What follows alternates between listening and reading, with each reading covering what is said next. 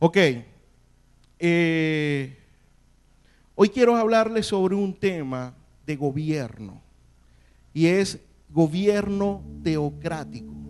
¿Cuántos han escuchado la palabra teocracia? ¿Cuántos? Ok. Esta palabra proviene del griego theos, que significa Dios, y kratos, que se escribe con K, significa poder o gobierno. En fin, teocracia es el gobierno de Dios. Y esto es lo que yo quiero hablarle en este día. Fíjense, en el diccionario de la Real Academia Española la define como el gobierno ejercido directamente por Dios. Y creo que como nación es el gobierno que necesitamos. Nosotros respetamos las creencias, las opiniones, las tendencias, ¿verdad? Hacia algún partido político. Pero como ha venido predicando nuestro pastor todas estas semanas atrás, creo que como iglesia hemos perdido el enfoque. Hemos perdido el camino de lo que realmente nosotros somos y de cuál es nuestra esencia como pueblo y como hijos de Dios. La palabra de Dios dice que nosotros somos embajadores. La palabra de Dios dice que nosotros somos sal de esta tierra, que nosotros somos luz de esta tierra para alumbrar en medio de la oscuridad. Pero si sabemos todas esas cosas, si sabemos todos esos atributos, todas esas cualidades que tenemos nosotros como hijos de Dios, la pregunta es: ¿qué tanto nosotros estamos alumbrando? ¿Qué tanto nosotros estamos brillando? ¿Qué tanto nosotros estamos conservando como sal que somos? ¿Qué tanto nosotros estamos gobernando como embajadores que somos del reino de Dios? Ahora bien,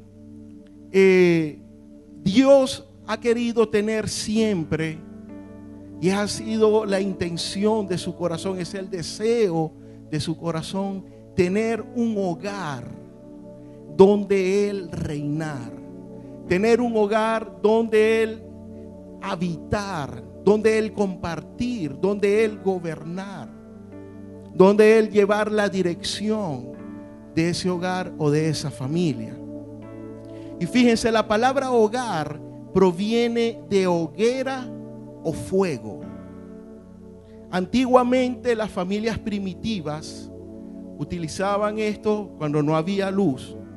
Y esto se lo recomiendo cuando no haya luz aquí, que de vez en cuando la luz se va, ¿verdad? Ellos hacían una fogata. Ellos prendían un fuego, ¿verdad?, con leñas, y toda la familia se reunía alrededor de ese fuego. Primero les brindaba calor en tiempo de frío. Segundo, tenían luz. Y en ese tiempo las familias aprovechaban para compartir. Aprovechaban para hablar, para abrazarse, qué sé yo. Pero aprovechaban ese tiempo especial que les daba Dios. Hogar es la esencia que llena la casa. Si sabemos que la palabra hogar viene de eso, de hoguera, de fuego, necesitamos el fuego de Dios en nuestros hogares. Necesitamos el fuego de Dios en nuestras familias. Amén. Dios se permitió a sí mismo necesitar de un ambiente de hogar junto a nosotros. Es el deseo de Dios en su corazón. Miren, yo he estado leyendo bastante sobre esto y me impresiona mucho cómo Dios anhela habitar en nuestros hogares. Dios lo desea. Dios prácticamente nos los pide a grito: déjenme entrar. La palabra de Dios dice que Él toca la puerta. ¿Por qué Dios toca la puerta? ¿Por qué Dios toca la puerta de un hogar? ¿Por qué Dios toca la puerta de tu hogar? Porque quiere habitar contigo, porque quiere relacionarse contigo, porque quiere bendecirte, porque quiere llenar ese espacio, ese hogar de su gloria, de su presencia. Creo que a muchos Dios en este tiempo está tocando la puerta de sus hogares. Ahora la reflexión es: ¿realmente le hemos abierto la puerta a Dios para que Él habite en nuestras familias? ¿A qué le estamos abriendo la puerta? Preguntémonos eso. A lo mejor le estamos abriendo la puerta a la división. A lo mejor le estamos abriendo la puerta de nuestros hogares al adulterio, a la fornicación, a la idolatría. No tan solo idolatría es idolatrar un santo. No, es idolatrar también el dinero, el apego a lo material. Eso se convierte también en un Dios en nuestras familias. Entonces preguntémonos: ¿a qué le estamos abriendo la puerta de nuestros hogares? Quisiera que me acompañaran a Levítico capítulo 26. Levíticos capítulo 26, del verso al 11 al 12.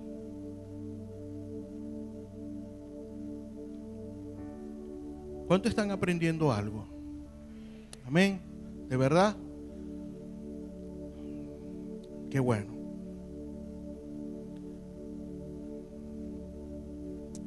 ¿Lo tienen todos? Levítico capítulo 26. Yo se lo voy a leer en una versión diferente. Dice la palabra de Dios: viviré entre ustedes y no los despreciaré. Caminaré entre ustedes, seré su Dios y ustedes serán mi pueblo. Qué precioso es nuestro Dios, que Él quiere vivir dentro y entre nosotros, que Él quiere caminar entre nosotros. ¿Quiénes somos nosotros? ¿Eres tú, papá? ¿Eres tú, mamá? Entre tus hijos. Dios quiere habitar ahí. Dios quiere habitar en ese hogar. Y fíjense lo que dice Apocalipsis 21, capítulo 3. Búsquenlo por ahí, o si no lo anota y lo lee después. Apocalipsis capítulo 21, versículo 3. Y vamos a ir un poquitico rápido.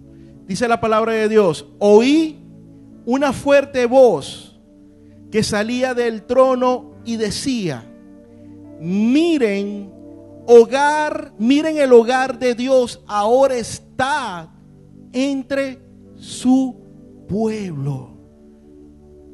El hogar de Dios ahora fue trasladado a donde estaba su pueblo. ¿Y quién es su pueblo? ¿Quién es su pueblo, iglesia? Somos nosotros. Así que Dios ha trasladado su hogar, ha trasladado su reino, ha trasladado su presencia para habitar entre nosotros. La presencia de Dios es el hogar que todo ser humano necesita.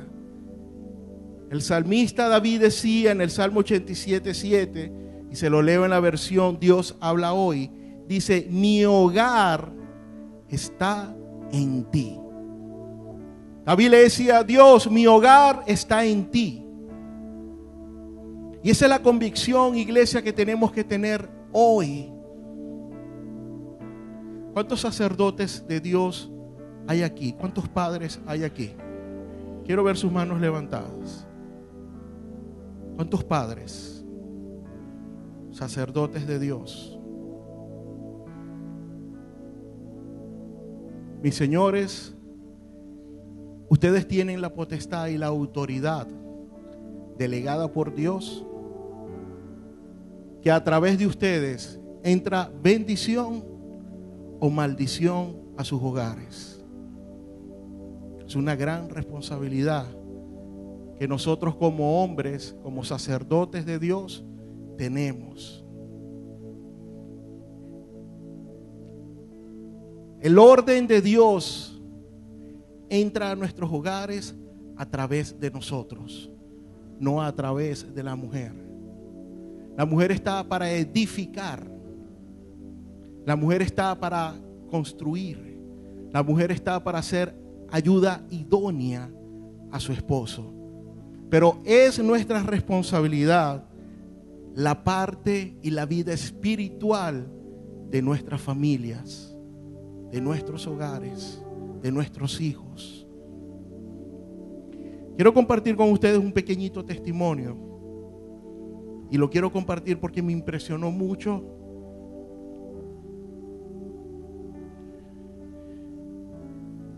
Escuchar las palabras de mi hijo Carlos. Y esto te lo quiero decir y te lo quiero compartir para que veas qué tanto puede afectar una palabra, una declaración que tú hagas sobre tu hijo. Hace unos meses atrás yo hablaba con él y hablábamos sobre lo que estábamos haciendo de las jornadas médicas. Él habla conmigo como un viejito, como si estuviéramos hablando, como si yo estuviera hablando con otro amigo más. Lo he criado así, de esa manera.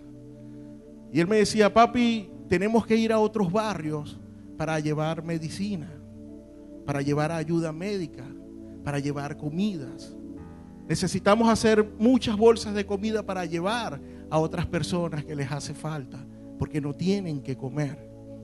Yo le decía: papi, es verdad, necesitamos hacer eso. Necesitamos engrandecer mucho más el ministerio.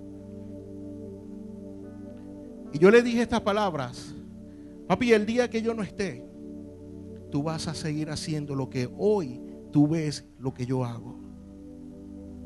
Cuando yo no esté, cuando ya yo tenga que irme, cuando el Señor venga por mí, tú vas a hacer lo que yo estoy haciendo hoy.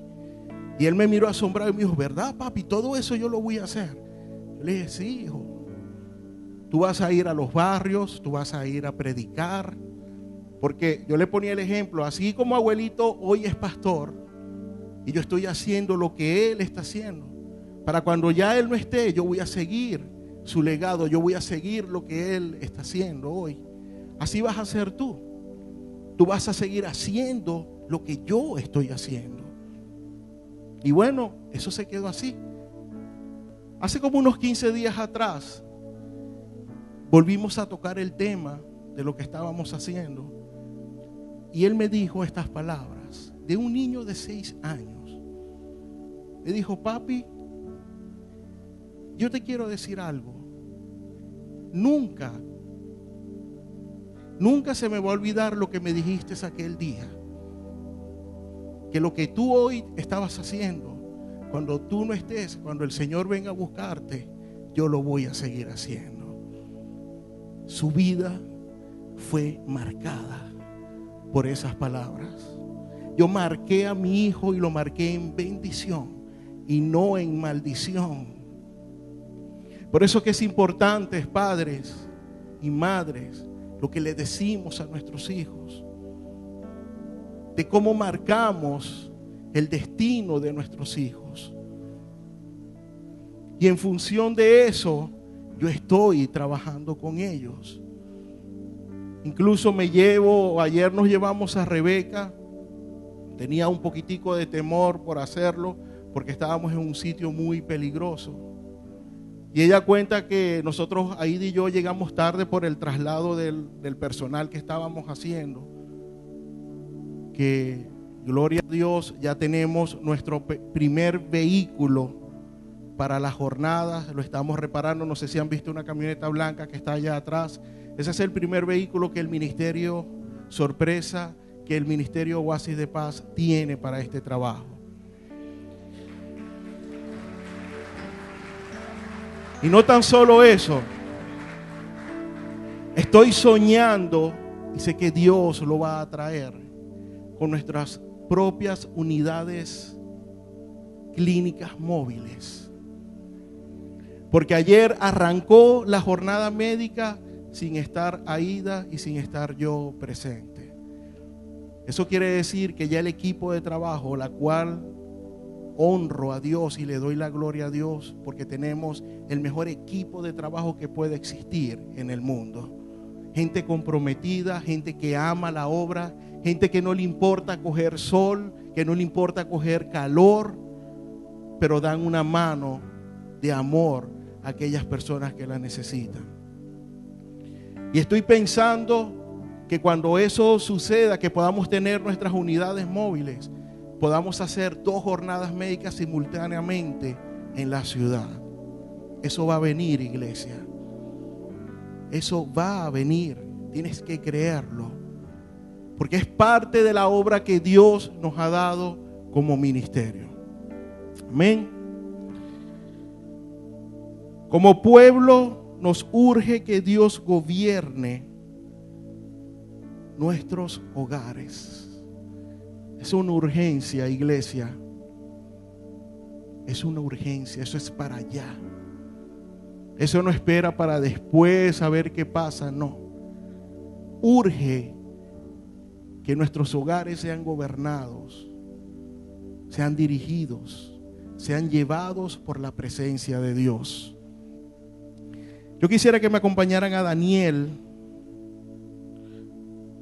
Vamos a leer del capítulo 4. Están como muy callados hoy. ¿Tienen sueño y hambre? Ya vamos a terminar.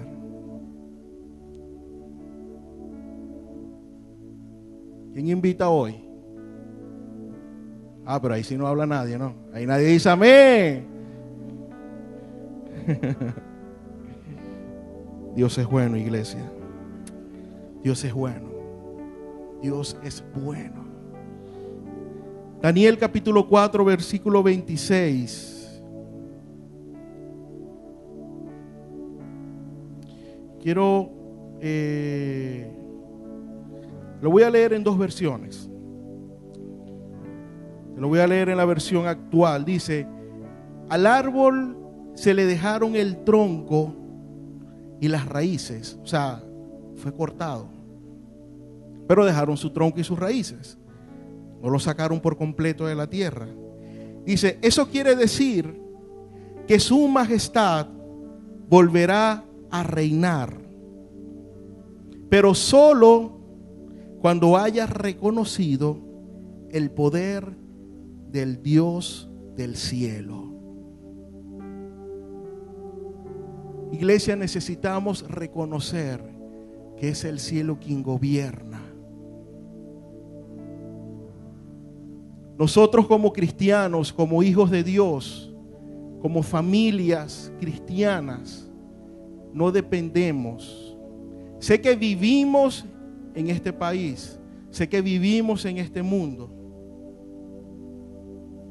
Sé que tenemos que hacer cola, muchos, para comprar comida. Sé que todos aquí sufrimos la escasez de alimento que hay.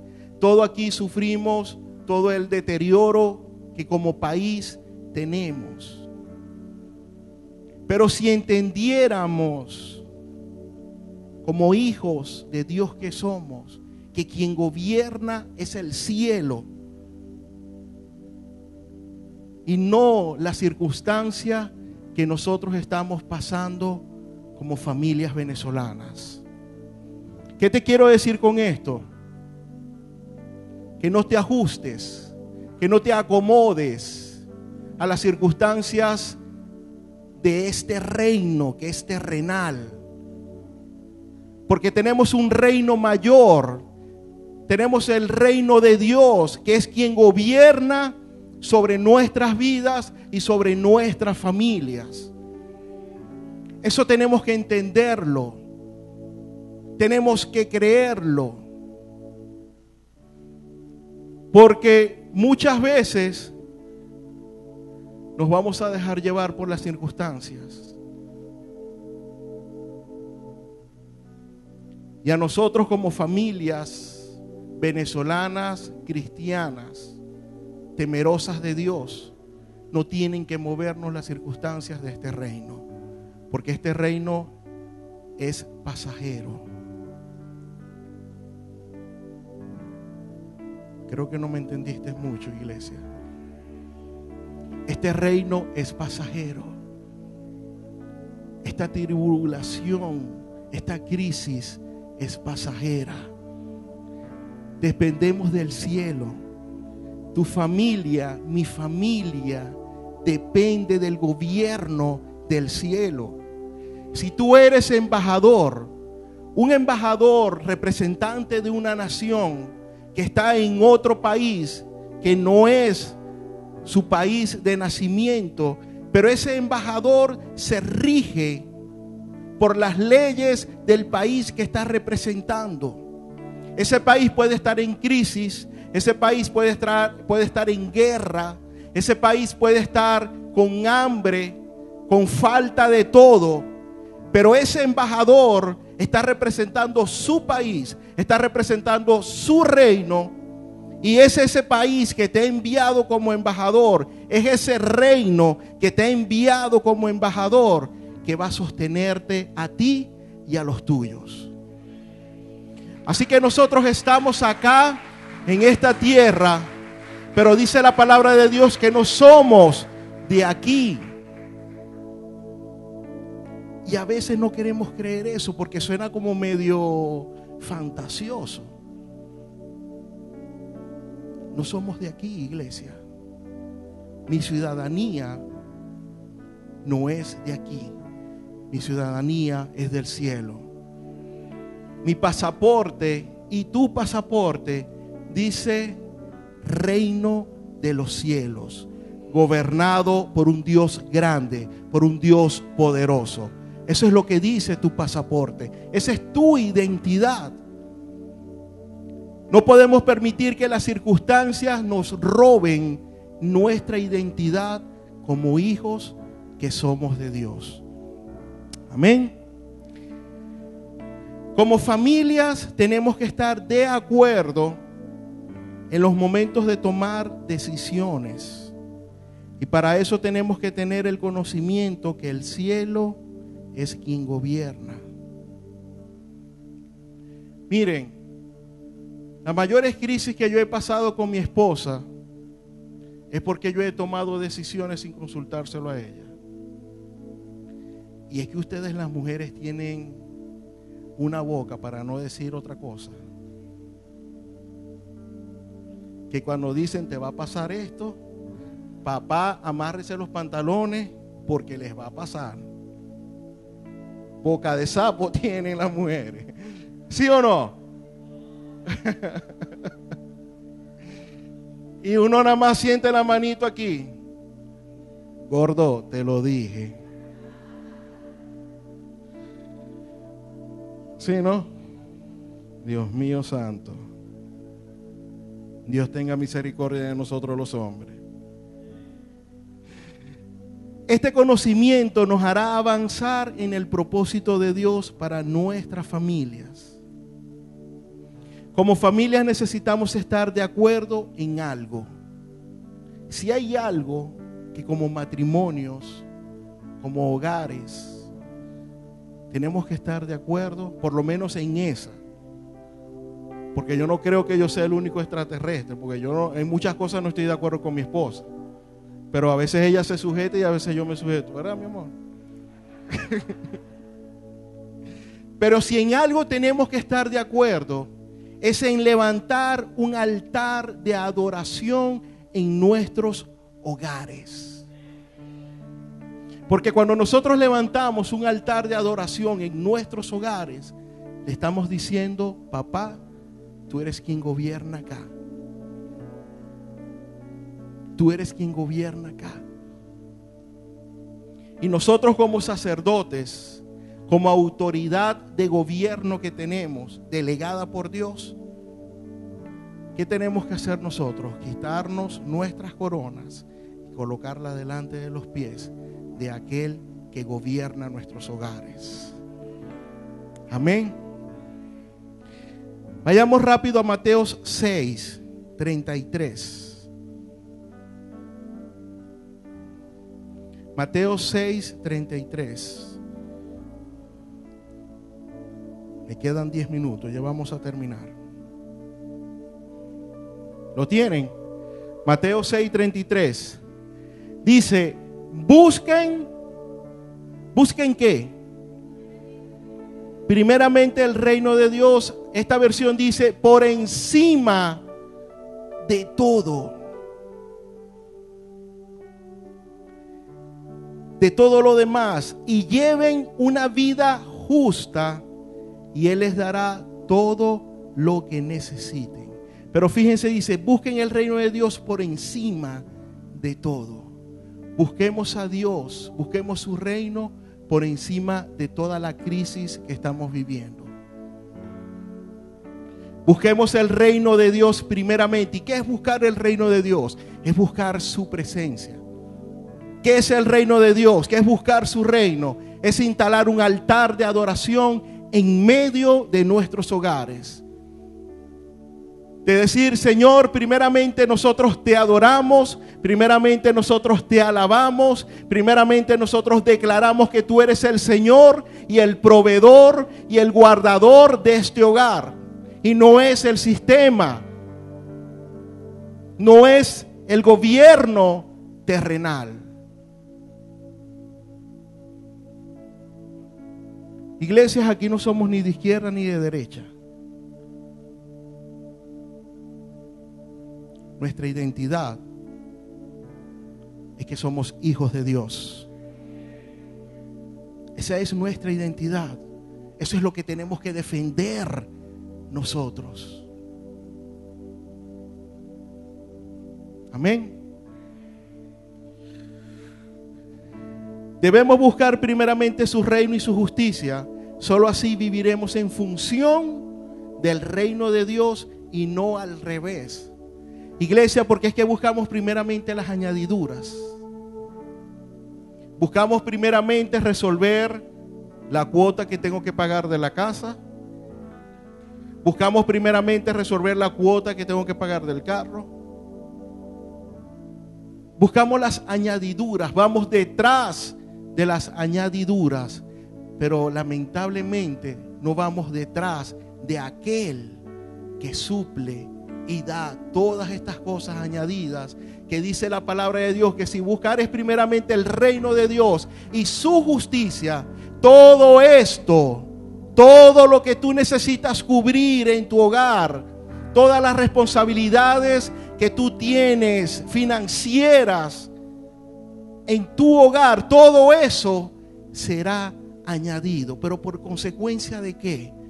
Porque primeramente buscaste el reino de Dios y su justicia. Porque primeramente buscaste su presencia y no las añadiduras.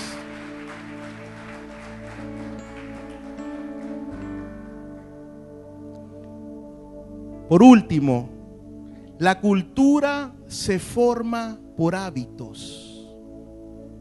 Una cultura se forma por hábitos, por costumbres y por la honra de un pueblo. Nuestro gran acuerdo como familias debe ser vivir conforme a la cultura del reino. ¿Y cómo hacemos esto? ¿Cómo podemos volver en nuestros hogares una cultura de reino? El que nuestros hijos nos vean adorando a Dios. El que nuestros hijos nos vean leyendo su palabra. El que nuestros hijos, porque si queremos tener una cultura, si queremos hacer crecer una generación con cultura de reino, tiene que ser costumbre de que nuestros hijos nos vean a nosotros buscar el reino de Dios. Porque cuando ellos estén grandes, miren, ya yo tengo 40 años. Estoy pero en plena pubertad. Y lo que me falta. ¿Por qué te reí?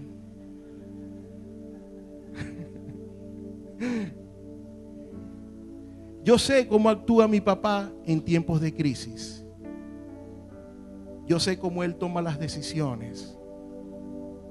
Porque él me ha enseñado a mí y a mis hermanos una cultura de cómo hacerlo. Y cuando mi papá no esté, yo sé qué debo yo de hacer cuando esté en una crisis. Y es ir a aquel a quien da la fuente de la solución para esa crisis. Eso tenemos que enseñárselo a nuestros hijos. Si hay una antorcha, como hablaba mi papá en estos días, que tenemos que traspasar a la generación que nos sigue, es esa cultura de reino. Y quisieran que se llevaran a sus casas, que puedan leer Mateo capítulo 5, 6 y 7. Ahí van a encontrar principios del reino de Dios. Cuando lleguen a sus casas, estudien con sus familias capítulo 5, capítulo 6, capítulo 7 del libro de Mateo. Y ahí van a conseguir principios de cómo el reino de Dios se mueve. Por último, a la hora de tomar una decisión en familia, debemos preguntarnos solo esto: ¿qué quiere Dios?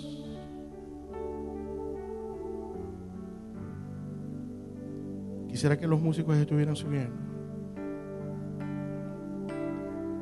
A la hora de tomar una decisión, iglesia, en familia, que sea una decisión trascendental, que sea una decisión que pueda afectar para bien o para mal el rumbo de tu familia, pregúntense tan solo esto: ¿qué quiere Dios?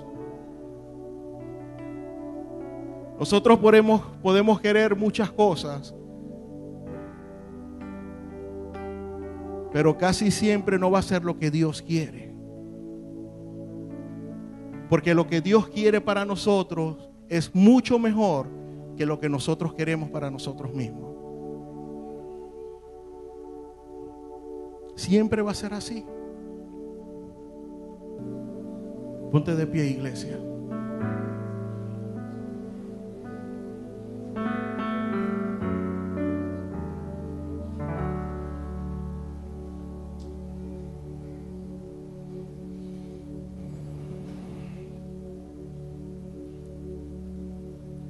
Cada uno de nosotros sabemos las veces que hemos cerrado la puerta cuando Dios ha tocado.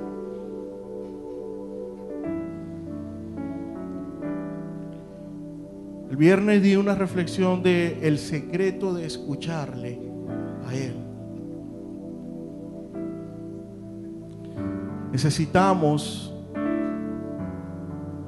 como sacerdotes de Dios, aprender a escuchar a papá. Necesitamos hacer silencio en medio de tanto bullicio, en medio de tantas voces, y poder escuchar su voz. Poder escuchar lo que Él quiere que hagamos nosotros. Cierra tus ojos donde estás.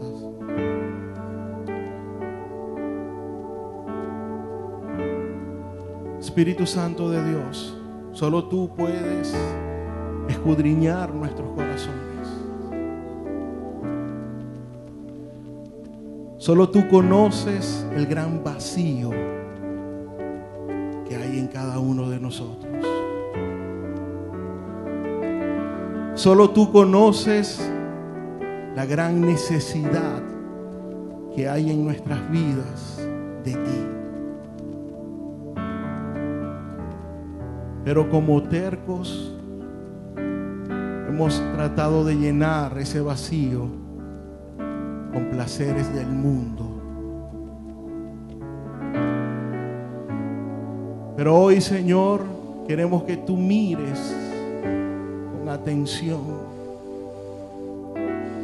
Queremos que tú observes, que tú escudriñes nuestras vidas, nuestros corazones. Porque nuestra gran necesidad se llama Jesús. Eres tú, papá. Espíritu Santo de Dios, toca nuestros corazones, toca nuestras vidas, y que hoy podamos tener la convicción, la certeza de que te necesitamos.